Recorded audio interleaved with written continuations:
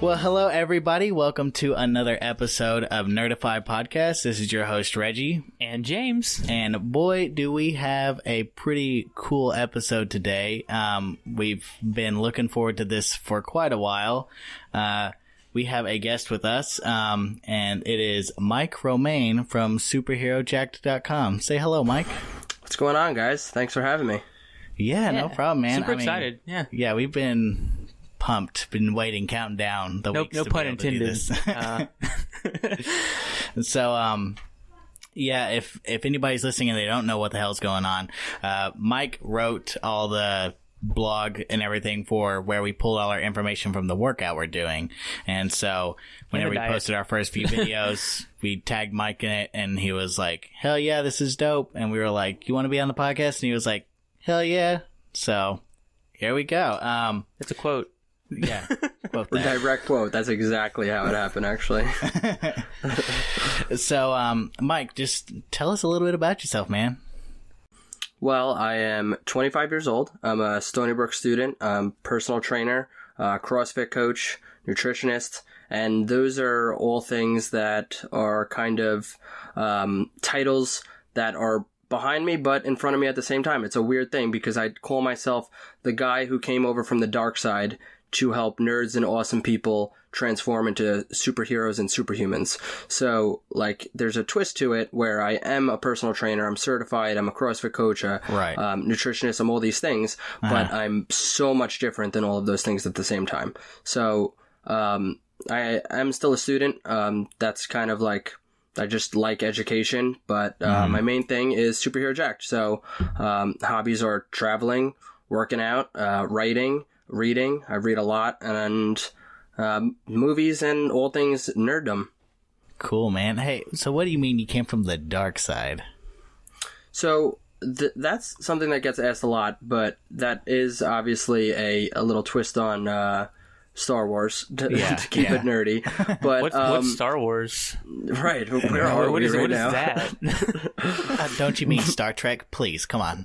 Sorry, guys. So that's kind of a twist on, you could take it how you want to kind of thing, but the main purpose of that is to get away from the slimy marketing that is saturating a lot of the fitness industry. Mm-hmm. So, like, I don't want to tell you to go purchase $500 worth of these supplements that I just created that are going to magically turn you into, like, some superhuman. I don't have a super soldier serum that's going to make you in 2 weeks be Captain America. Like, I'm not promising that. Like, I don't want to use slimy marketing. I don't want to hand you a business card and say, okay, I'm charging you $100 every single session. Like, I want to get away from that, and I want to give you the tools without having to be on the quote unquote dark side.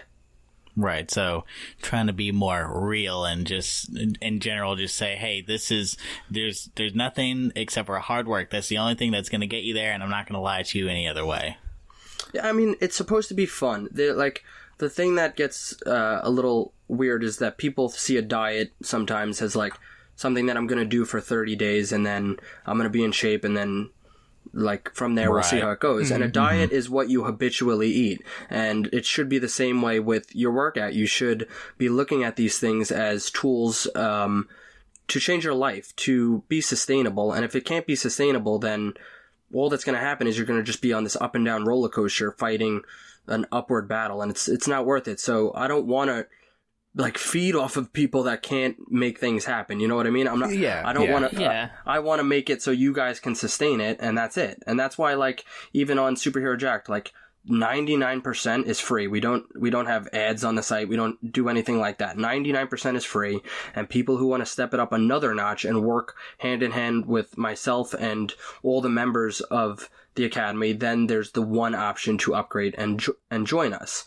And when you join, you get everything that's ever put in there. Like, you're a lifetime member, and that's it. I don't want to then have, like, recurring fees to make you keep going, and then, like, there's always that urge that people are going to have, like, they're fighting this battle to, like, not quit, and I don't want that. I want you to just be a part of it, you know what I mean? Let's sustain it together, that type of movement. Yeah. It's kind of funny you mentioned how normal people go into a diet thinking they're going to do it for like, you know, a certain amount of time, and then it's going to be, you know, you've done it, so the progress is over. You know, you're never going to go back. But it's supposed to like, you're supposed to get into that frame of mind to where this is where you need to be and you need to continue. And what's funny is that's how I went into this. I thought like, oh, we're going to do this for 2 months.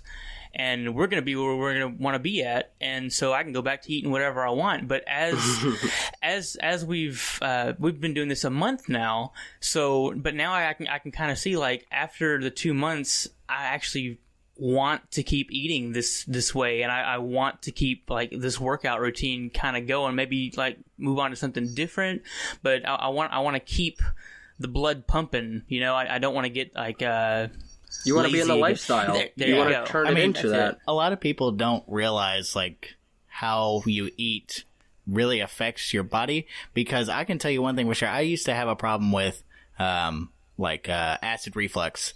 Like just sporadically have acid. I wake up and just have acid reflux. But ever since I moved to the much cleaner diet and I've been doing the intermittent fasting, I have not touched my bottle of omeprazole since I've started, and I love hearing that. It's because amazing. I used to struggle with that too, and I know people struggle with certain things, like regardless of if it's acid reflux or not, like just these like things that eat away at you, like annoying things that go away all of a sudden when you get into health and fitness, whether it's nutrition and working out, or like when you change your diet, it's crazy how many things change with it. You know what I mean? You just feel better overall. No, yeah, for sure. I mean, I tell people, you know, all the time, it's just like, well, if you just didn't eat so much sugar and soda, you'd feel like you'd actually have more energy because your body's not going to rely on the sugar. It's going to rely on other sources of fuel. Yeah, I've pretty much, I mean, I've given up soda over the past, actually before the diet, I did that because I was wanting to lose some weight. I knew I was getting where I didn't want to be. I wasn't happy with myself. Right. So I was trying to like do some little things. First I tried to give up sugar altogether, and that was quite a shock. So I'm like, you know what, maybe we should just try sodas. I think I can do that. And I have stayed, I mean, besides like the one a week we had when we did the first couple shows. Right. I haven't had a single soda, and honestly, I don't regret it at all. I feel pretty good. Like, the no soda thing's working out pretty well. Yeah, I mean, I've gotten to a point where, like, pretty much all I exclusively want to drink is water, and everything else is just, like, it doesn't satisfy thirst at all. Yeah, it's water and coffee. Like, for coffee in the morning and for the fasting, but... So, Mike, I know you talked a little bit about like the dark side of the industry kind of being a fuel that kind of maybe inspired the blog, but is there anything else that kind of pushed you to really want to do the Superhero Jacked website? Yeah, I mean, the niche that it's in, like how it's kind of in two niches at once, with where you have the nerdy side and you have the fitness side. Like superhero, in my eyes, like that's the Superhero Jacked, really, as a total, is showing you both sides at the same time, but it really comes down to being a nerd and being having fitness as a goal. So whether it says superhero or not, we do all things nerdy. You know what I mean? We have articles on Game of Thrones, Harry Potter, everything that are going to pertain to fitness and motivation. So what it really inspired me was the fact that I'm a nerd. Like, that's like one of my other passions. So I know there's so many other people out there that have those same two passions and that would love to be surrounded by other people like that. You know what I mean? It's just a great home for people like us. So that's what really inspired it. It's really weird. Actually, I'm thinking about this now that you're talking about it, but like nerddom and the fitness world, like in real life, are like so far apart. But like comics, like superheroes, are like nerds, like they get flocked towards superheroes, but they see the real world fitness world as something they can't obtain. But like, so it's weird how like that's like the mid ground, but no one wants to touch it until now, of course, until we found like your website and your blog. Is kind of that's what makes it so interesting.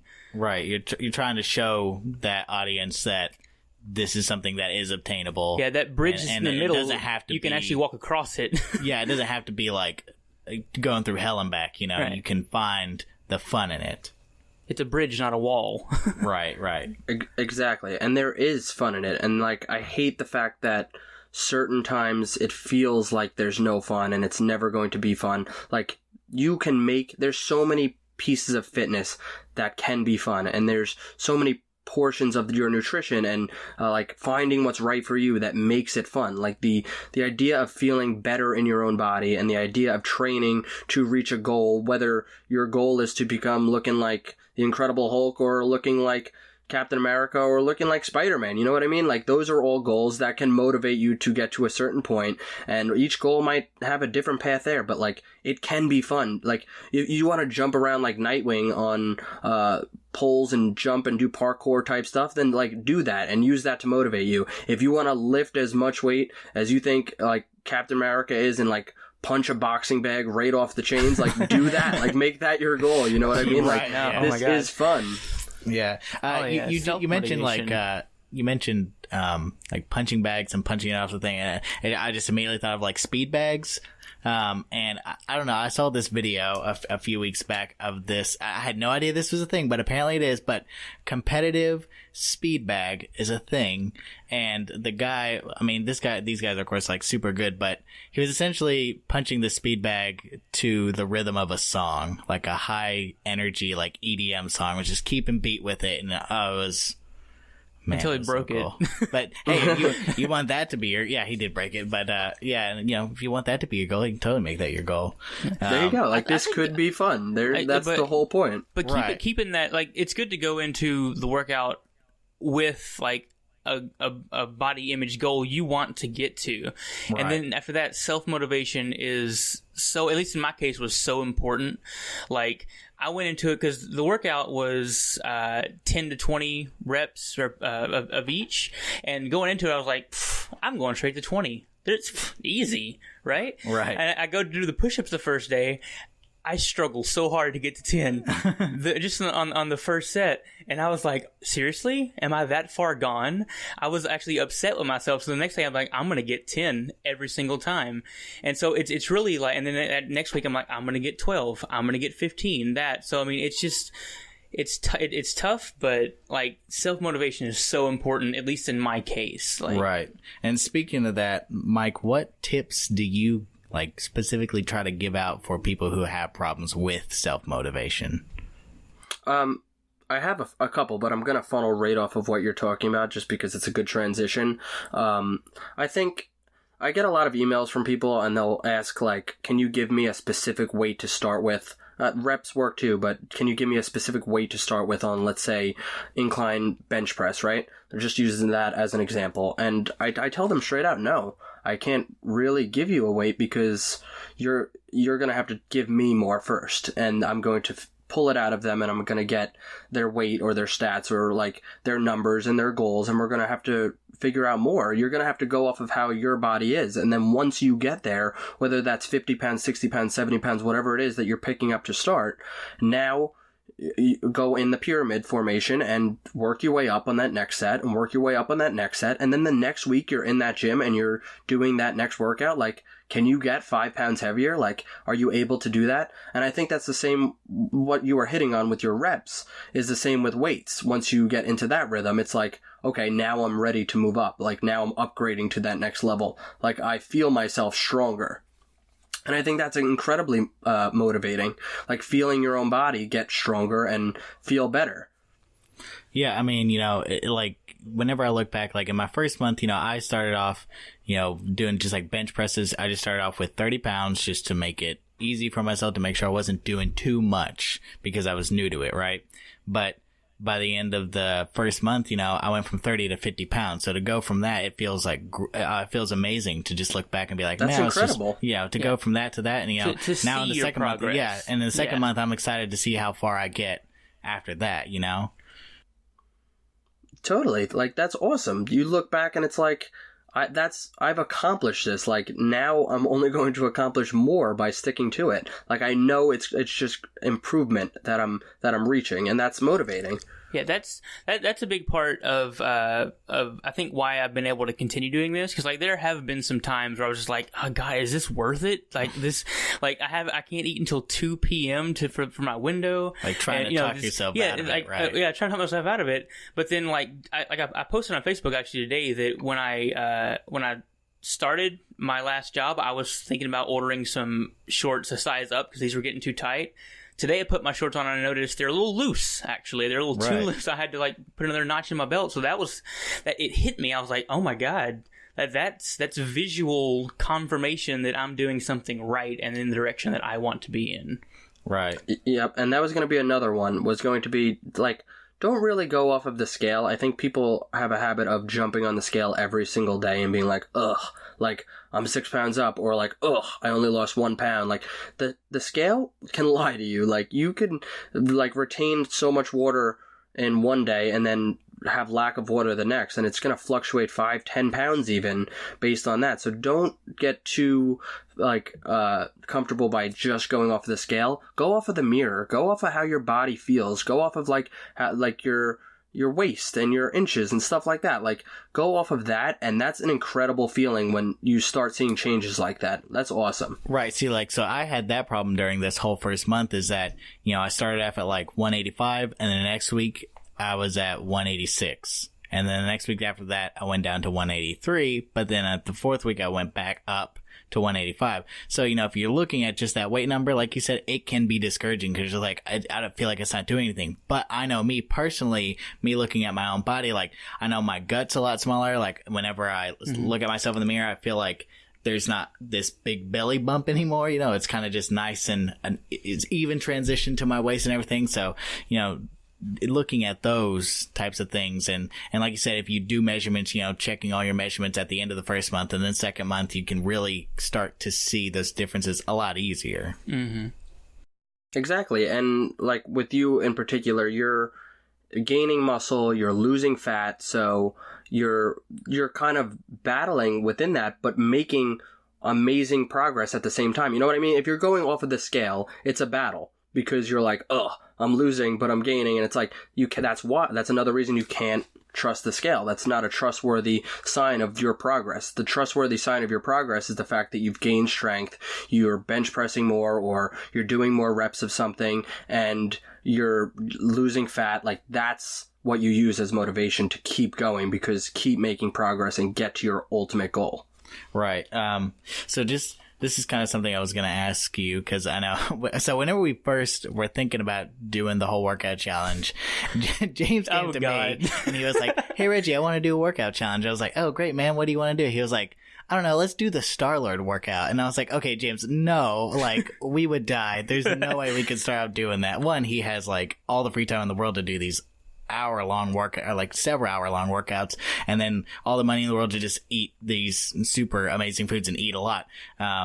But I was wondering, like, how often do you, Mike, have to like tell people like, okay, you're starting way too high, you need to come down a little bit? Okay, so have you seen the Chris Pratt workout? Yeah, we have now. You read through it? Okay. Yeah. So, like, that's one of the ones that actually he shared his weight that he uses on workouts. I generally don't put the amount of weight on it. So that's, I would say like 99% of the time you're not going to see weight. And I was able to specifically find the exact weight he was using to like daily in that transformation. So normally I'm going to, if I'm working with somebody one-on-one, I'm going to have to say like, all right, for example, like, we have some 2-a-day workouts. You don't want to just jump right into a 2-a-day workout if you're a beginner. That's why we have these beginner workouts. That's why we have even like in-home type workouts to get your body going. Because one thing, aside from your body not being able to handle it and not recover properly and these other things, it's really like, it's going to only set you back in the sense that you're going to be discouraged. Like, you want to be motivated, not discouraged. You don't want to start a workout and afterwards feel like you can't move. Like the next day you're like, oh my God, I'm never doing that again. You know what I mean? That's discouraging, not motivating. Like, work your way up. Don't start at the point where like there's no going anywhere. Like, you don't even want to do it anymore. Right. I mean, I can't tell you how many times I've like tried to start P90X and then like got 2 days into it. I was like, no, I heard too much. I can't do this. Like, I mean, I've known people who like never worked out and then made themselves go through P90X, and of course it was probably hell, but you know, by the time they're done with it, they were like, oh yeah, the results were worth it, but you can't gauge from that person like how bad it actually was. I thought it was kind of fun. Yeah, I mean, it can be fun. A little bit we did it. I mean. Yeah, I mean, but it can be discouraging, like you said, because it's doing too much at once and you're not used to working out, period. Right, and I think, like, I'm not saying anything bad or good about P90X. I'm just going to be the guy that just, like, takes the middle road on that. But I think there are benefits to something like that. But at the same time, it's like, where do you then go after that 90-day mark? Like, do you look back and you say, like, oh my God, that was hell. It had its benefits, but that was hell, so now I don't want to do anymore? Because I would rather than start slow and work my way up and then continuously go and sustain it, because in reality the great part about this is the sustainability portion, is the fact that we can continue living like this. Right. Yeah, because it's supposed to be more of a lifestyle change, not just a one and done type deal. Right. Correct. Yeah. So you kind of touched on it a little bit with the Chris Pratt workout, but I want to ask, like, where do you get, or how do you go about finding all your information to like sculpt all of these like specific celebrity and like superhero workouts? Because I don't think you get them all on speed dial. Oh yeah, I just got off actually with Pratt like 5 minutes before we started recording. He said hi, by the way. Cool, awesome. Yeah, we keep in touch. We're bros. No, like, I think we're over 100 workouts now on the site in total, and I would say a good majority of those you're able to find interviews and get a lot of information on the style of their workout. And a lot of the time, even if larger magazines like Shape and People for the women and Muscle and Fitness and Men's Fitness and certain workout magazines pick up these guys, they're going to have specifics in the workout. But I don't just stick to one thing. What I'll do is I'll find one, and then I'll go to the next movie or role they got in shape for, and then I'll also go and I'll look up how they sustain when they're not training for roles, because that's a huge portion, and then I'll combine it all together and make a workout based on that. So you can just go and find their workout on Men's Fitness, right? Or you can come, and I've compiled the information based on Comic-Con interviews, based on People magazine interviews, based on Men's Fitness interviews, based on bodybuilding.com interviews, and I've taken it all and put it into a research portion, and I'll give you, I'm not going to throw all of that down your throat because you don't want to read everything I had to sit there and read, or videos that I've had to watch. I'll give you what I think is what you guys are going to think is interesting, and I'll put that in the workout routine research. And that might all be from one magazine, right? Because that was the interesting quotes from them. The rest of it, what I found, I'm just utilizing when I build the routine. So that's what's going to happen 90% of the time. 90% of the time, I'm going to have ample information. If there's somebody that's being asked for over and over and over again, that they don't have anything out there, I can't find any interviews, and there's nothing there, I'll generally try to wait as long as I can before people are like, hey, we really need this work. You know what I need? We really need this person. We want to see it. And then what I'm going to do is find the very, very minimal of what I can and craft it around their body type and craft what we've already had seen from other people around that body type, around that physique. And I'm going to craft you a workout based on that. And I'm going to tell you that right in there. I'm going to give you what I found, and then I'm going to give you what I can give you. So who's like your most requested right now that you're just like, sorry guys, I don't have much? That actually just happened with Chadwick Boseman. Am I saying that properly? For Black Panther. That recently happened because he wasn't picked up by any big sites. And then when his some frames came out, some pictures came out from the new trailer, he was picked up by some of the sites. So I actually was able to push it off enough because people wanted it back when like Civil War came out. And there was just like no information at all, and I didn't want to like just give nothing based, because his physique wasn't even out there as far as like shirtless pictures or like seeing anything other than like just in a t-shirt, you know what I mean? So it's like I didn't want to put it out and then eventually there's more information on it and then come back and be like, all right guys, well this is what really was being utilized, right? Right, like Black Panther 2.0. Sorry guys. Well, that process was a lot more involved than I thought it was going to be. Like not to say like what you do is like easy, but like I didn't expect all of that, like going like magazines and blogs and interviews and just like that was just a lot more involved than I thought it was going to be. That's impressive. That's really impressive. He wants to be the Wikipedia of workouts, man. He's got to have multiple sources. Wikipedia, I like that. I just want to make it fun for everybody, and I want to diversify the workout routine so this way we can. Like, I'm doing it with you guys. I'm doing it with anybody that's part of the SHJ Army. Like, anybody who's going through these workouts, I want to be able to jump around them too. I want to have fun. I want to base my goals around these other celebrities. So, like, I cannot memorize over 100 workout routines. I'm going into my own database, and I'm utilizing what I've written based on these celebrities. So, like, I'm kind of building it for myself as I build it for everybody else. You know what I mean? Like, I'm having fun. I'm right there with you. I'm just another person trying to become a superhuman with the same exact site and the same exact routine. So, like, I want to build it the way I would want it built for me. You know what I'm saying? Right, yeah. Right. And that's what drew us in originally, was how fun your articles were. And just how inviting it was for, well, nerds like us. Like, well, I honestly probably wouldn't have read half of what was on that page if it hadn't have been nerdy. Because us coming into this whole new fitness world, like, you're making that bridge. You're tearing down the wall and building us a bridge. And so it made it fun and made us keep wanting to read. And that's what got us here, where we're at today. So right.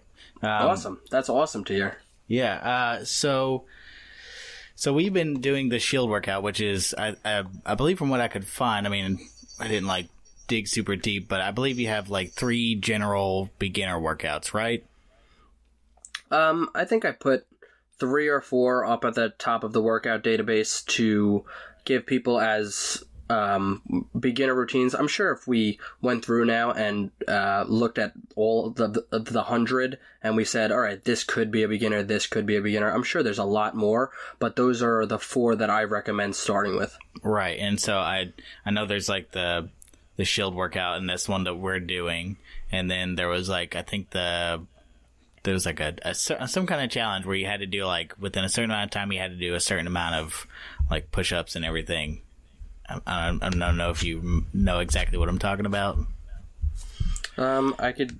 Oh, are you talking about like the 60-day superhuman challenge type thing? Yes. I do have that, and I've actually taken that, and we weren't getting enough traction keeping it open to the whole SHJ Army, so we have a lot more fun utilizing it within the Academy. So I still keep that up, and I still keep that live so everybody can see what we're doing, but the actual challenge itself takes place within the Academy now, and we give out like monthly goals, and people get rewards, and I'll send them a t-shirt and stuff like that.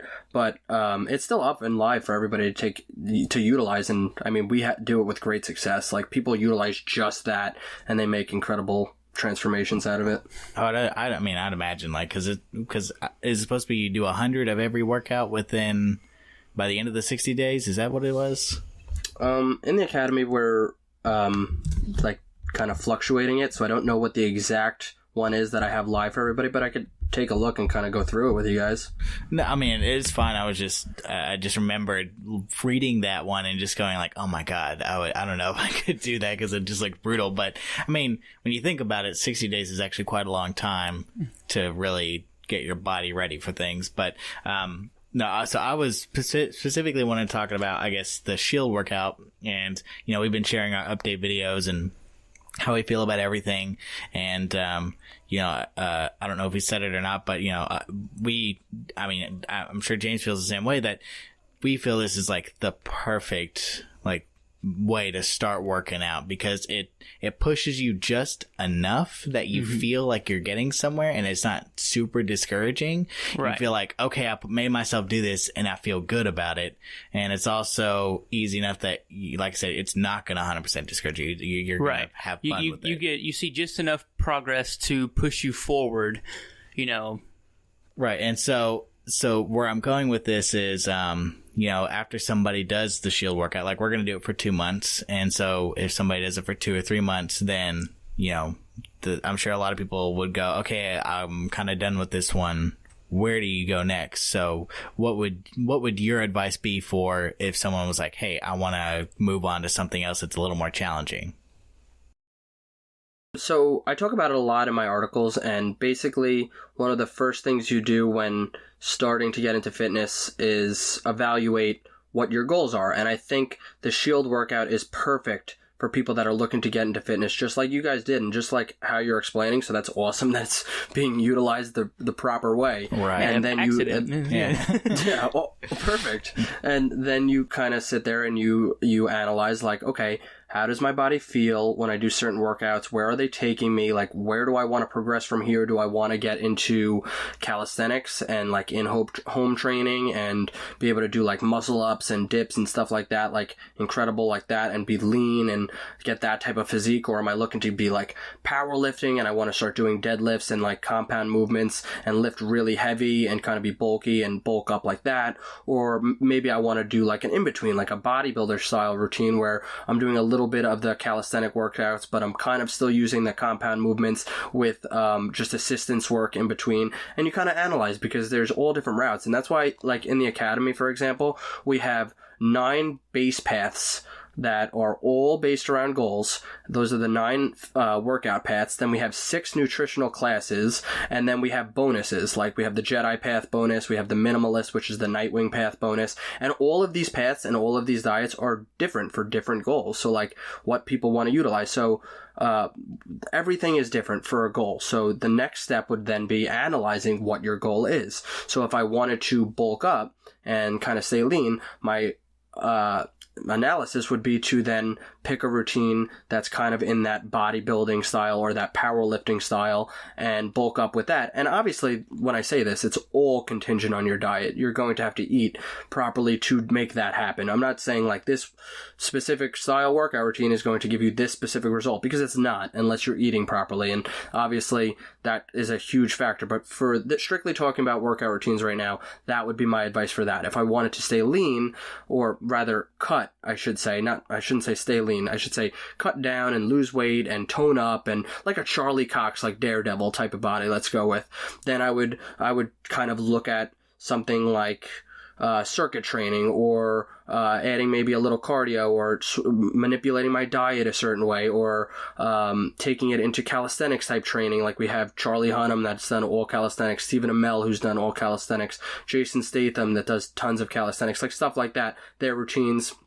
Even like a Chris Pratt circuit training, Jason Momoa used circuit training. So I would then analyze the routines, and I mean, obviously Ask Me would be a good step, but like in the academy, I break that down into each goal, and you click it, and I have the academy workout routine that's strictly in the academy, and then I'll give you all the alternatives broken down into those specific goals for people. So my answer would be to analyze your specific goals and base it around that.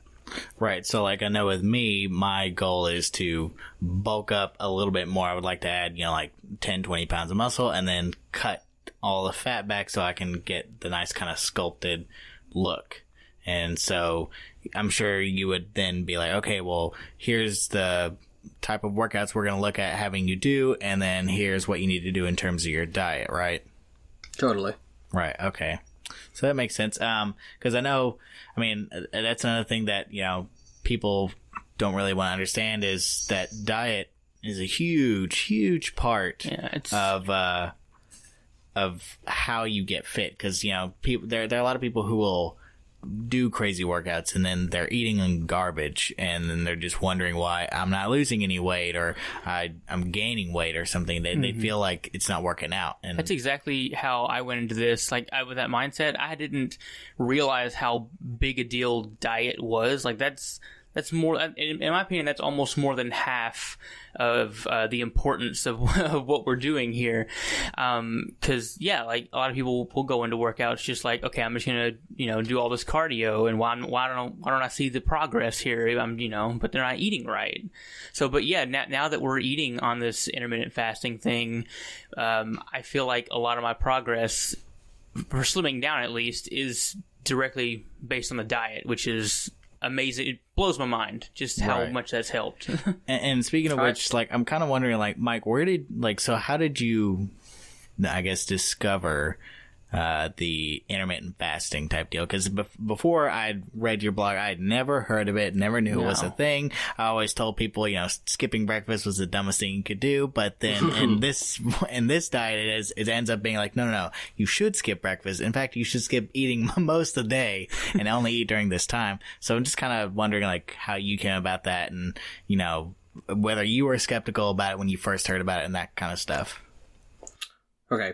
I'm a total nerd, so I'm going to get into that story, but I first want to comment on the fact that if you read through the articles, and I know you guys do, and I do say over and over again, you cannot outrun your diet. You can not outrun your nutrition. Like, there's no getting away from it. Diet and nutrition, I say, are upwards of 75% of the battle, and working out is going to accelerate you that much more, and it's going to manipulate certain things like body mass and bulking and cutting and certain things like that. But regardless of what you do, your diet is always there. You have to take control of your diet, or else none of this matters. You know what I mean? Yeah, preacher, brother. Yeah, so I want to get that out of the way first and agree with you guys and say, like, that's something you're going to continuously see on the site. Like, I will never stop saying that. I repeated almost every single workout routine article, even, like, in that diet section. I'm going to tell people that regardless, because it has to be a known thing. But as far as the intermittent fasting, like, I've been, like, if you look through my About page and you look through my story a bit, like, I started in that bodybuilding type, like, typical workout routine. I wanted to just sculpt my body and get bigger, and then it became, from there, I got into powerlifting, and I wanted to be even bigger, and then I tried CrossFit out, and, like, I literally feel like I've tried, like, every movement into getting to the point where it's like, okay, I want to be athletic, I want to feel great, I want to look great, and I want to be good at everything. I want to be able to lift a ton of weight, but I also want to be able to run 3 miles. I also want to be able to do, like, you know what I mean? It's like superhuman. Right. Yeah, you want to be a superhero. Right, exactly. Now you guys, it's clarity. Thank you. Right. But in that, when I was getting into CrossFit a bit and getting my certification and coaching CrossFit group classes and stuff like that, like, I was still personal training bodybuilding style on the side. And it's like, I was learning all about the paleo diet and certain things like that. And I never just preach one diet, because I feel like certain diets work for certain people, and that's comes into the sustainability portion. But I found that intermittent fasting was amazing for almost everybody, because you can manipulate it in certain hours, and you can manipulate it with certain ways and things to help you, whether it's superhuman fuel or a little bit of coconut oil or just intermittent fasting straight. Like, there's so many manipulation factors, and then dieting within those windows you can then control based on the certain person. So I found it by researching more about, like, eating like a caveman, or eating like a Spartan, or eating like these ancient warrior type people that, like, basically, I feel like people don't know what their body's limits are. Like, I feel like people think I have to eat, like, every 5 minutes, or else I'm not going to be able to walk to the bathroom. Like, I might pass out. Like, no, you could go, like, 3 days and then deadlift 550 pounds. Like, your body is capable of doing these crazy things. There's been studies of people fasting for over a year because they've had so much fat on their body that their body was utilizing as fuel. And now, I am not telling anybody to do that. No, yeah. So let's get that out of the way. I've read a story where a guy was really heavy and he wanted to lose a bunch of weight, basically through starvation, burning all the fat fuel in his body. But, he made sure he consulted with all of his doctors, and he was on a strict, like basically pill plan, so he had to eat a bunch of, like, nutrients and vitamins. Right. And so, I mean, he was successful in doing it, but I think I read that even though it helped him, the doctors were really like, I think they cut him off before he really hit a year because they had concerns about his heart because he was starting to get like heart murmurs and everything. They're like, no, but you got to stop this. The point of it is, though, like, people could take this limit, like, to crazy extents. You know what I mean? Like, our bodies are capable of so much, and people don't even realize that, like, this 15 to 16 hour window, like that beginner window, even let's say 14 to 16, it really just stop eating too late and then kind of wait a little bit after breakfast, and you're already at that. Like, that beginner portion is not even taking that much away, and then you do that for a little bit, and all of a sudden it's slowly expanding into more hours, and you realize, like, wow, I feel amazing because of this. And it came out of, like, researching, for example, like, cavemen. Just think of cavemen and how hunter-gathering and going out, and if you can't find food for a couple of days, like, could you imagine the people today, like, not being able to get food for a couple of days? Like, the zombie apocalypse is upon us. Like, what is happening?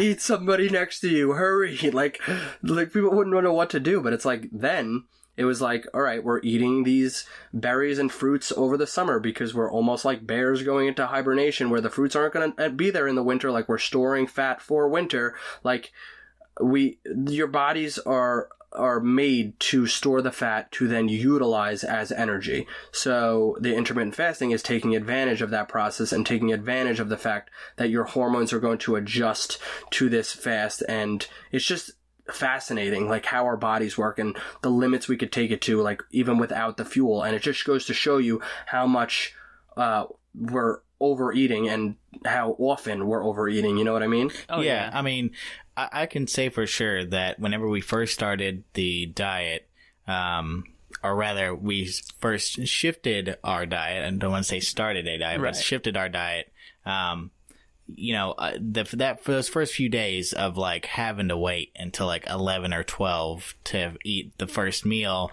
it was torture. You just felt like you were starving. And I will say, coffee with nothing in it, if you just get used to black coffee. I mean, you can put a little bit of, like, we don't do I know you've suggested doing the coconut oil, and that's kind of a different thing. That's more of the, like, ketogenic type diet, right?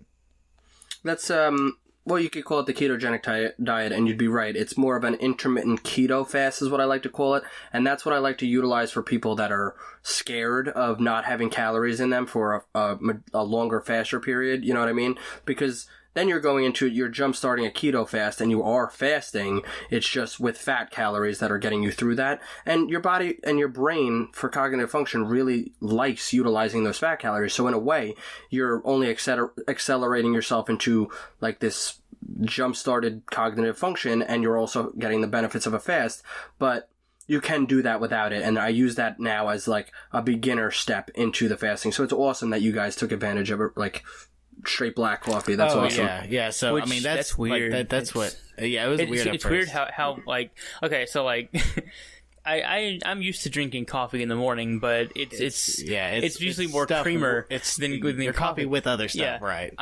But yeah, like, I went just straight into the black coffee, which was very strange. The first couple of days it was a weird experience for me, but now I think I'm thinking back to the flavoring of my old coffee, and I think I actually prefer the black with a few non-calorie sweeteners in it. It's actually a more pleasant. How awesome is that? It's just it's weird to see the shift your body takes. Like, thinking back to how you were a month later, how you are now. It's the cravings and the way you like food is just so different. Yeah, I mean, because that's where I was getting at, is that, you know, now, you know, if you would ask me a month ago, like, Reggie, would you ever drink black coffee with one Splenda in it? I would be like, no, you're out of your mind. It's got to have, like, tons of creamer and flavoring and all the sugar. And I'd be like, no, you're nuts. But now I'm just like, I'm totally fine with just that. But, you know, like I was saying, that the first few days, like, it felt like waiting till when you could start eating felt forever. And then as time went on, like, I found myself being more, like, okay with it. And like you said, the cravings for I used to have a craving for pizza every single Friday. I would just be like, oh, I gotta go home and get a pizza. And now, like, I haven't had a pizza in over a month, and I don't look forward to it. Like, I'm just like, if I have a pizza in front of me, I may eat a slice, but I'm not like, I'm not where I was craving fast food and all the fats and all that stuff.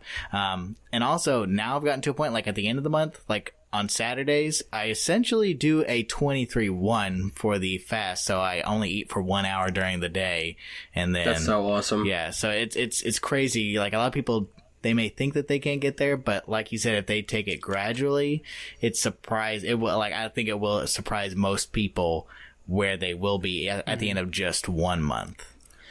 You guys have like utilized these things somehow perfectly, and like I love the way you stuck with things and sort them out, and like you use this like challenge yourselves to like take it to that next level, because I feel like people are so scared to try it that they never get past that like 14 to 21 day range, where in that range it's becoming a habit. Like you're so accustomed to it and you're so cool with it that it's like you could take it to even new levels, like higher levels and more hours and more reps and all this other stuff. And like I feel like people never give it the chance, and you guys gave it the chance and then did more with it. So that's awesome. It's crazy how much misconception there is about diet and workout, just simply because people are scared of it or they don't want to do it.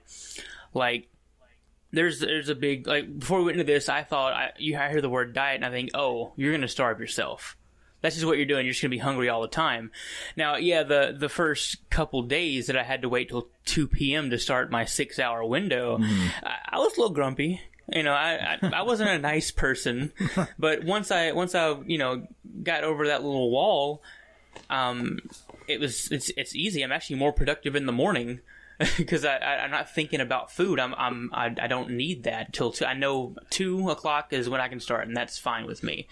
Right, and your brain doesn't like running on carbohydrates and sugars and stuff like that anyway. So it's like now you're just at an accelerated, heightened state. Right. Like, it's awesome. Oh my god, And on the whole starving thing, like, Reggie told us what we were going to be eating, because Reggie's the one that went through all, like, okay, we're going to have, the chicken breast here, and then the vegetables, this many cup of vegetables, all that kind of stuff. Broke it down. Because I'm an engineer, so I'm, like, naturally a perfectionist about stuff, so I dug through everything and, like, figured everything, like, okay, James, here's our diet, here's exactly how much you're exactly. So you showed it to me, and you were like, so this is about 1,500 calories. I'm like, I'm going to be starving all the time. And so I was cooking the whole thing. I'm just thinking, like, I'm going to be so hungry. This is not a lot of food. But the first day, I had problems. I ate 2 meals. I had problems finishing that second meal. I was not even hungry going into the second meal. I was so full from the first meal still. And I was like, I can't eat all this. This is a whole lot of food. Yeah. And it's been that way. Like, yeah, it's funny that whenever you eat the right things, you're not as hungry as often because your body's not just trying to instantly burn it. Right, and the right things satiate you more than the wrong things. The wrong things actually just make you crave more food. If you go have I don't know, some Lay's or some Sour Patch Kids, like, those are just going to make you crave more sugars and more carbs. If you eat proper things like chicken breast or like some healthy fats and high protein, like nutrition and like good things, good food. Like, we all know what the good food, the proper way of like staying out of the baked goods section is. So if you eat the right stuff, your body is going to become satiated and you're actually going to function better. And it takes people a lot to get that. Yeah, I mean, it's I've read a lot of stories of when people like change diets and then they work out and everything. The one thing that you hear a lot is, I have more energy. And I was kind of always skeptical about that, but whenever I started doing the workout and everything, I was like, I almost expected like to be like bursting with energy. But I found that it's a little bit different. At least for me, it's whenever I went to work between the hours of like 10 and noon, it was so hard for me to not fall asleep. I mean, I was nodding off at my desk all the time, but especially going into like this, like halfway through the 3rd week and now into the 4th week, like I find myself like I'm never tired while at work, and it's amazing. And so I feel like I can be like super productive, and so I think people don't realize that whenever you eat all those carbs and sugars and everything,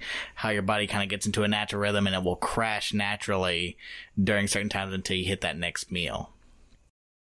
Yeah, that's so awesome that you guys are like this is the first time we're talking. You know what I mean? Like, people have to realize that you guys are figuring these things out just by going through the motions, and it just proves like how amazing this stuff really is when you start to implement it and you give it a chance for your body to like recognize these things. Yeah, I mean, and don't sell yourself short, Mike. I mean, we wouldn't have had such a good base to start off of if we hadn't read your blogs and all your entries and figuring out, like, okay, what is he saying about this? And then we had a question about this. You had an entry on a different area that we could look at. And, you know, so picking through your stuff it definitely gave us a good base to start from. Yeah, you just have to do, like, to get into this lifestyle, you just have to do a little bit of research. And the cool part is you've already done most of the research for us, so really it's just Mike's done the hard part. Yeah, he's done the hard part already, so you just got to go there and just like find a superhero you like and start there. If it's too intense, then you're in the rhythm of how you write and how fun your articles are, so then you go off and find something that's a little, you know, more beginnery, right? You know, because like me, Aquaman is like one of my all-time favorite heroes. So I saw recently where you posted the Jason Momoa workout, and I'm like, cool, maybe I'll go to that next. And I look at it, and I'm like, maybe it won't go to that next. That's still a little intense for me. Yeah, maybe I'll wait on that. Yeah, it is pretty intense. And I've seen other people like say, oh, I don't want to circuit train. And I'm like, okay, well, I'm just giving you what that celebrity did to get that body that you want to look like. So if that looks too hard or that looks too weird for you, like, move on to the next one. That's cool too. Just always keep in your mind, one day I'll get there. Yeah. One day work towards it. And that's true. One day I will do that workout. I mean, set your long-term goal, but then also have your short-term goals, you know? Right, yeah. Totally. So I want to ask you, Mike, what was your favorite workout to like create, and then which is your favorite workout to do of the ones you've made? Cool. So could I give you kind of a twisted answer to start, and then I'll no straight answers only here. We don't do that. Yeah. No, I'm kidding. Signing off, boys. All right, so I really, really enjoyed researching Hugh Jackman, and I found the diet and the fact that he intermittent fasted, and I talk about this a lot, that when he was dieting to become Wolverine, he actually had it programmed for him by Dwayne Johnson. Yeah, so I think I read that article. Awesome. Yeah. So then when I was also researching his workout routine, it everything just happened to click for me. So he'd utilize supersets, and he utilized the compound movements, and he also utilized the intermittent fasting. So it's like all these things coming together, and I really, really like that. But out of my other favorites, I would say Chris Pratt. I know you guys mentioned his workout. I like the way he utilizes like that CrossFit-y, like circuit training style with the like accessory work and bodybuilding style movements that you find in a gym. So I like the way that he does both of those. And recently I did a program for the women. I definitely want to include I know we're talking about myself, but I want to include a women's workout in there. I recently did the Emma Watson routine. And she does this thing with a trainer that she calls stretching, strength, and stillness. And I think it's really awesome. It's like stretching and yoga to start, and then you're building your strength, and then you utilize some circuits, and then you work on stillness, whether that's more yoga or meditation and just relaxation. And it's giving the body like all these different things, and I think that's awesome too. So that would be my top 3, I would say. Wow, that last one was really interesting. That sounds really cool. Okay, so you know, before we move on, I thought it was funny.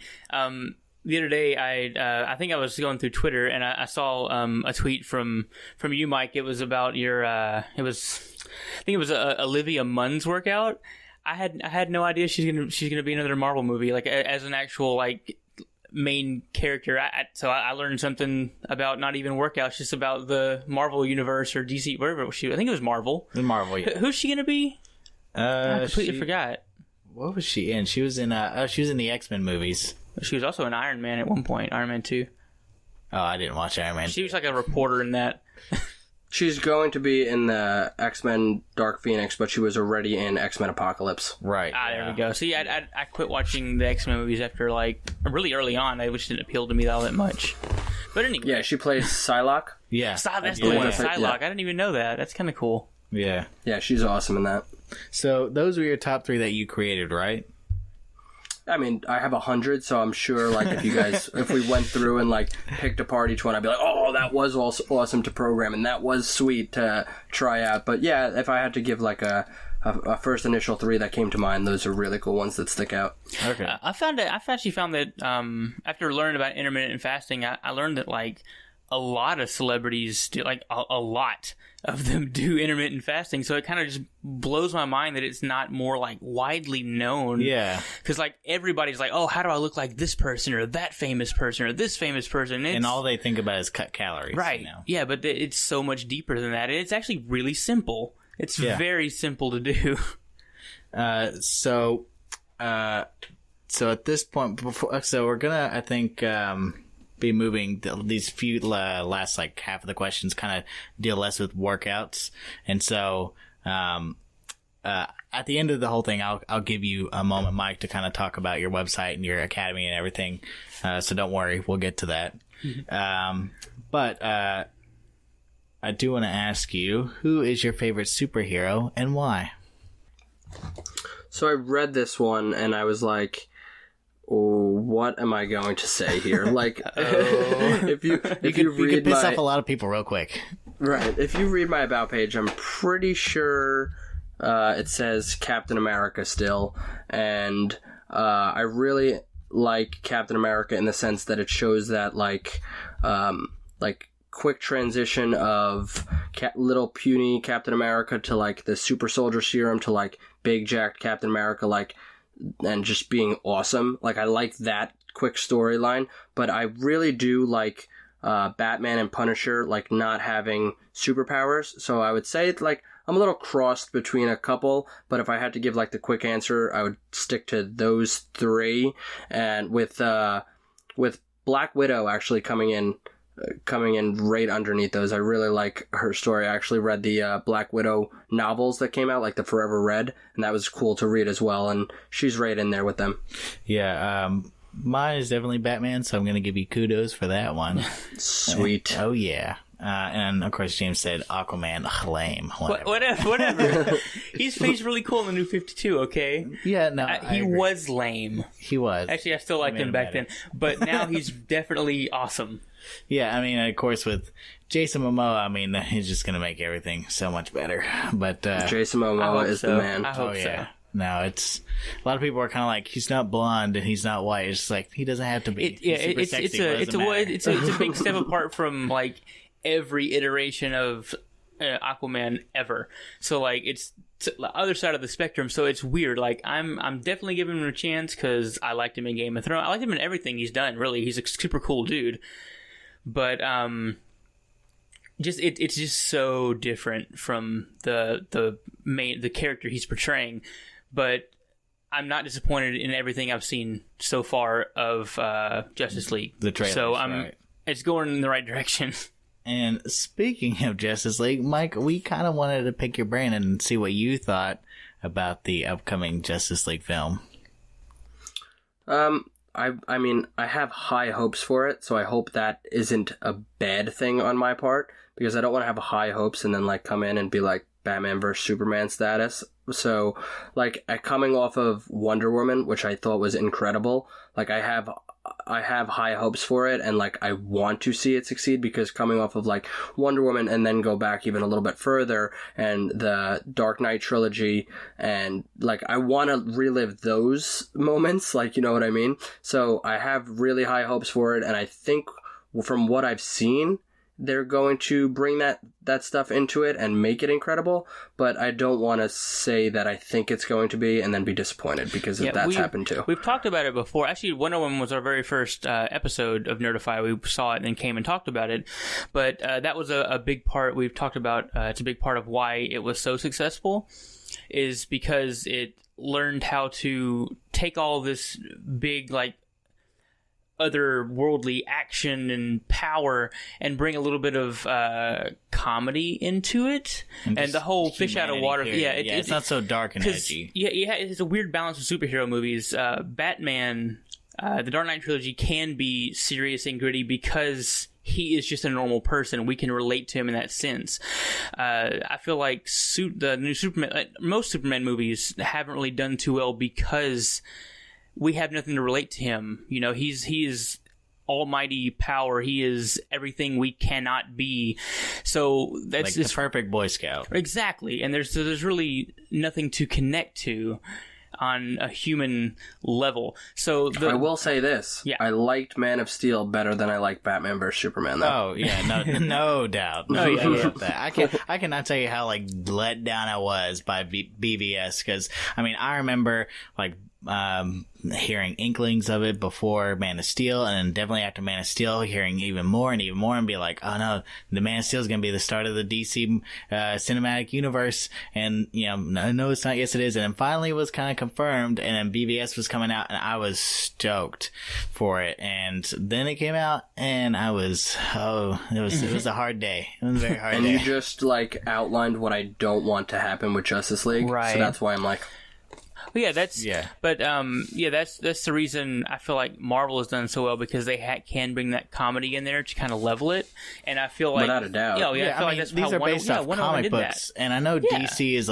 he tends to be a little bit darker than Marvel, but I mean, you could still have that while also being a little lighthearted. Like, this is supposed to be a fantasy type deal, so don't make it so serious. You know, like, for me, in terms of my thoughts on Justice League, like, Zack Snyder has touched it, so it's gonna have, I feel like it's gonna have problems, but I feel like they've done enough reshoots and they've done enough tinkering, especially after Suicide Squad, and did kind of bad, and then Wonder Woman did really well. Like, okay, we know what direction we should start taking this. So, I'm not 100% confident that it'll be great. I think it'll be all right. And then I'm hoping then after that, we'll start seeing the movies really climb in quality, you know? I would love that. Yeah. And I think I've read somewhere that after Deadpool released, they actually went and did some reshooting for Suicide Squad to make it incorporate more humor. I think I read that somewhere. Need to. Yeah, and they did. Even then, it didn't bring enough, you know what I mean? Yeah, I mean, Suicide Squad had tons of problems in terms of, like, it was clearly two different visions, the directors and the studios, and they clashed very hard, and it made for terrible editing, and I couldn't finish it. I got pacing. halfway through, and I wasn't feeling it. I wanted to. You never went back? I probably should, but I just to do it. yeah, I just lost a rough interest. movie. I wish it's very rough, and it makes me sad because, you know, like, Will Smith did a very good, I love Will Smith, and he did a great job, and now it's just like, we'll probably just never see those characters again because they just I mean, you know, it's kind of hard to gauge because, you know, as bad as BVS was and as bad as Suicide Squad was, they still made a ton of money. Oh, yeah. And so, you know, but I also understand that I think the studios are now grasping, like, oh, hey, if we just keep doing this way, eventually people just aren't going to come see these movies because they're going to be like, right, okay, exactly. there's How a history long can of you bad. just put it out there Yeah. and that's it? Yeah. Yeah. So, you know, it's, I'm like optimistic, but like a little apprehensive at the same time about Justice League. I mean, James, I don't know how they're going the right way. Like, just with the few trailers I've seen, they've worked in enough humor to get me interested in these otherworldly characters. Like I said, these godlike characters, to bring them down to a more human level that people can relate to. So, and I've laughed at them, even little things like... I mean, Ezra Miller's Flash, I'm so excited for that. That's the one part I'm really hyped for, because I feel like he's going to play a really good Barry Allen. And even the tiny things, like, I'm going to go back to Aquaman, when he came crashing down through the building and rode out on top of the Batmobile. He just got a little flippy with his hair and a little smile. It just made me chuckle so much, because it was just like, I could tell it was intentional. Yeah. And it was funny. It was so good. And hopefully they fix it just enough that people aren't completely discouraged and will stick around, because I believe the next one after this is Aquaman, right? I'm excited for it. Yeah, so I mean, I don't know for sure, but yeah. Just put Jason Momoa on the screen and you have a good movie. Right. So Yeah, it's all good to go. That one they can't mess up, so just get through Justice League and then you're golden. Right. Okay, so next thing is and this can be very difficult for people, and especially because, which is why we wanted to give you a little bit of time to think about it, because people will name their top 5 and then they go, oh, I forgot that this was a superhero. Oh, and this one too. Oh, and that one. Because they just think of Marvel stuff. But what is your top 5 superhero films? It's nearly an impossible question, so I'm going to do my very best, and I'll probably just be like eaten alive afterwards. But I feel like everybody's top 5 always shifts, because in a week later you're just like, oh, I forgot about this. That's now my top 5. And be like, no. That one scene in that one movie was really good. Yeah, so it's basically impossible. So I'm just gonna list through, and then you guys can pick me apart after. I'm gonna say in no specific order. I'm gonna give you my top 5, and then I'm gonna give you a bonus one. I'm going to go with Dark Knight Trilogy, the initial Avengers, Deadpool, First Guardians, and Wonder Woman. And I cheated with the Dark Knight Trilogy, but I would go with, if I had to choose, don't worry. If I had to choose one, I would pick Dark Knight. Oh yeah, that's my number one all time. And then my bonus one, I really, really like Benedict Cumberbatch, and I would throw Doctor Strange in there just for the fact that, like, I really went back and I, not even for like all the humor or anything like that, like I really just went back and I rewatched it like 2 times, and I think it was a really cool movie, and I like what they did in certain parts. So that was just like maybe my take on it, but I would add that in as a bonus. Cumberbatch is a very mesmerizing actor. It's weird how you can just watch him and just like, how is he what he is? I know. I've never seen anything that he's been in that I've just been like, I didn't like it. Like everything, like you said, it just doesn't happen. Yeah, like the Sherlock series. So good. I mean, it's incredible. I don't even know how people watch Elementary, which is the American Sherlock series. I think it's pretty bad. There's no comparing. Yeah, and then you just, I mean, even the theme song is like 10 times better. I mean, I know he had nothing to do with it, but the British just seem to know how to treat it. Yeah. No, he probably did. He was just like, they were like, okay, how do you think about the theme song? He was like, I brought one prepared. Here you go.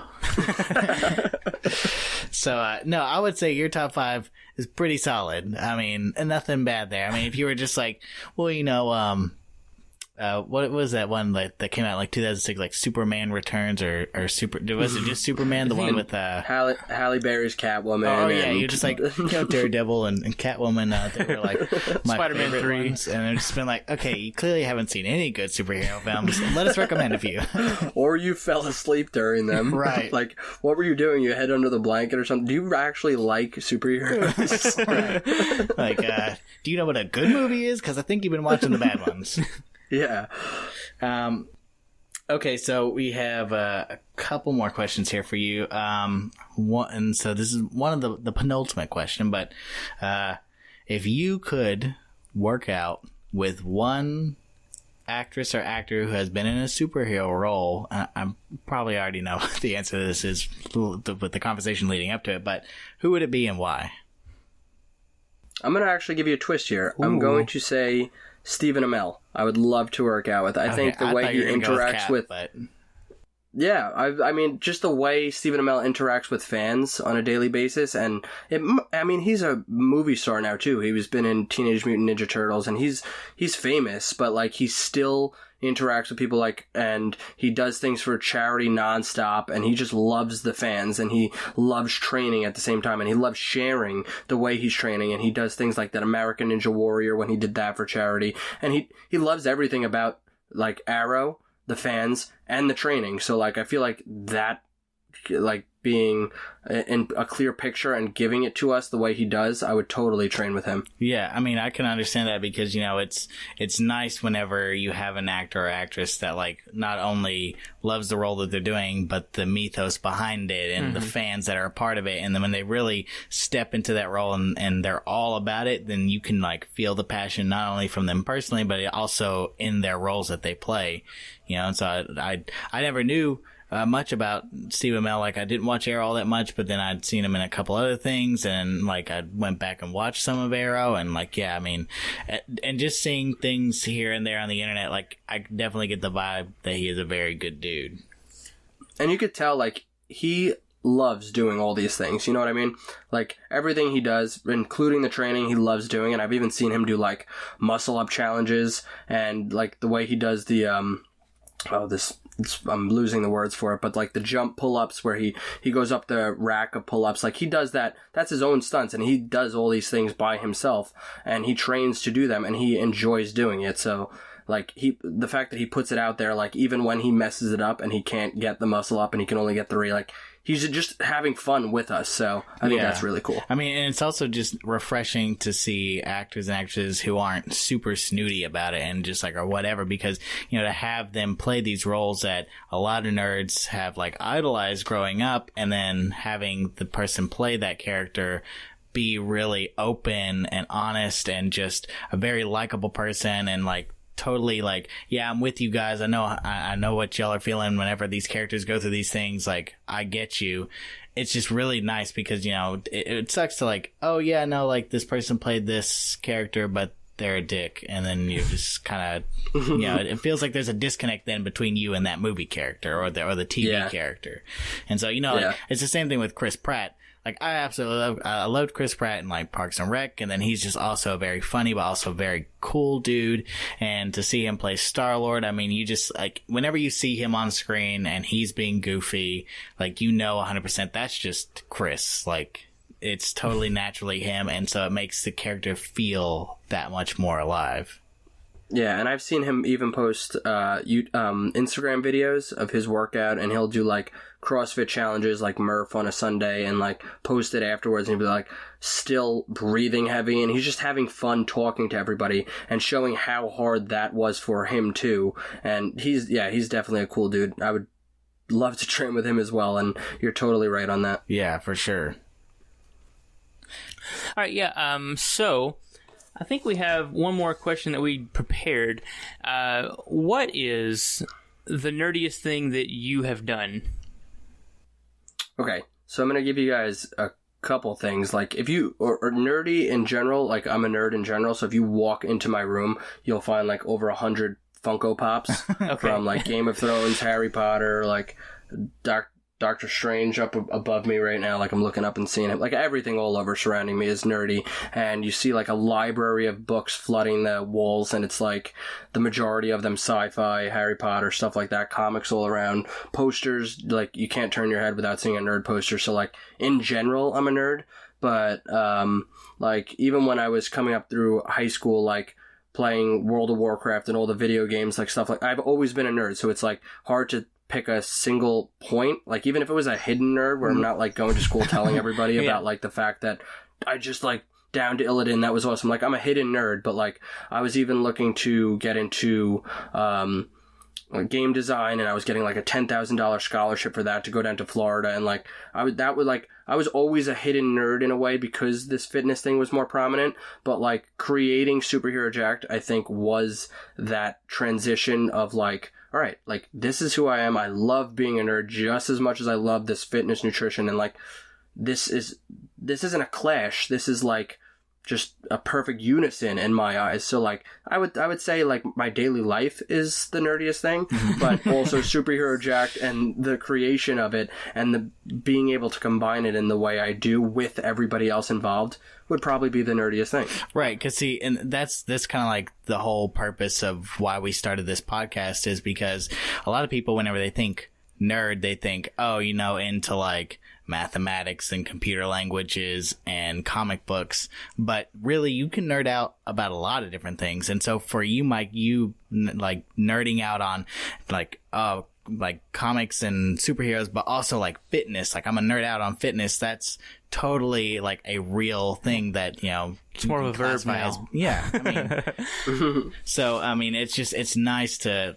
I kind of like your answer that was a nerdy thing you did, because it's an opening to show people like you can make anything your passion, you know, because that's the way I take it, is that if you're not a nerd because you're a loser or you like weird things, it's because you're passionate about something, you know. Like I love music, and so I consider myself a music nerd. Like I love playing music, love listening to music, all that, you know. It's you just find something that you're passionate about, and it can be anything. Totally, and I agree with that 100%. And it's like making the steps to make it the passion, and like making, like I put it out there, put yourself out there, and that's like, it's okay to be a nerd whatever it is that you want to be a nerd. So if you have to say like, all right, that was the nerdiest thing I've ever done, accept that and own it. And everybody's different. And like, that's awesome. You're awesome for doing that. Yeah, life's too short to not be yourself, you know? Yeah, totally. So, I do have, because you've mentioned it a couple of times, I do have one quick question. I gotta ask, what's your favorite Harry Potter novel, and why is it Goblet of Fire? Oh, man. It's like, you just come up with these impossible questions. That's what we're here for. Like...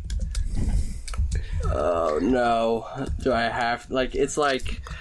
Okay, top two. This is like top two. If you can pick two. No, I'll give you one. Okay. I think my favorite was the Half-Blood Prince. Honestly, not bad. Yeah. I feel like I'm the only one who really loves Goblet of Fire, and most people it's just like Half-Blood Prince or Prisoner of Azkaban. That's like the two I hear the most. So that's why I always pose it as, what's your favorite and why is it this one? But I mean, I can see where you're coming from because I can literally say any of them, and in my mind that's a proper answer. But I like, it's just slightly a sliver that I have to say Half-Blood Prince. Right. Oh, and because we mentioned it in the video, I just remembered we have to ask, and I'm pretty sure I already know the answer, but Star Wars or Star Trek?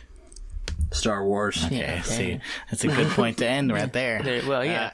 So before we go, though, Mike, I would like to thank you for being on. I mean, we were super excited to have you here. We've just been looking forward to it, and I've had a great time. It's been a lot of fun. But I also want to give you a few minutes to kind of just talk about, you know, whatever you want to talk. So if you want to talk about your website, promote your academy, or give us some more information on the academy, because, you know, we talked about it a lot, but we haven't really given a lot of information about it. So people may be curious, but yeah, so I'm just going to kind of let you have the floor. Awesome. I mean, I don't really want to come in and put this big plug in, but I will say, like, if anybody's out there that's trying to let you do, Mike. right, but I like to make everything fun. So if there's anybody out there that's trying to get into fitness, come in and try the free stuff first, because like I said, 99% of it's free. So come to the site, download the workout routines, or utilize the workout routines and the nutrition that's there. But if you download it, I'm going to give you like a ton of free PDF workout routines right off the bat in the first email you receive. A couple downloads about nutrition, stuff like that you could utilize. And you could pick around the site and do the same things you guys did as well. So a lot of it's free. So get started, get in it. And like, if you're part of the newsletter, you're part of the Facebook fans. I think we're up to almost 10K now. Like, you're part of the SHJ Army. You're part of the Superhero Jacked Army for just being part of the newsletters or being with us wherever it's social or email or whatever it is. So just join us and be a part of it. And then if you want to take it to the next level, come and join us in the academy, because that's where the forums are. That's where the private Facebook is. That's where the community really talks on a daily basis. And that's where you're going to get like the one-on-one guidance from me. That's where you're going to be able to go into those paths like I talked about a little bit and find the alternative workouts, like broken down specifically into your goals, that I'm already doing that for you. So it's going to take the guesswork away, and it's going to put everything in a clear picture, and it's going to give you all your alternatives and stuff like that. So, I mean, I'm very passionate about what I put out there, and I put it out there like that for a reason, because I want to be able to talk about it passionately. And I feel that if you join the academy, especially in the fact that it's like one time, you're a lifetime member, you're part of this academy with us, we're all working together. Like, I'm really happy that it's out there, and I think it's like everything that anyone's going to need. So it's like, I'm happy to say, like, come join us. And yeah, I mean, that's really it. Like, come use the free stuff. Come join the academy if you want to be a part of it. And, like, let's do it together. Let's have fun. Yeah, awesome. Right, well, yeah. Thank you so much, Mike. Again, I just want to say thank you for coming on. And it's been a great time.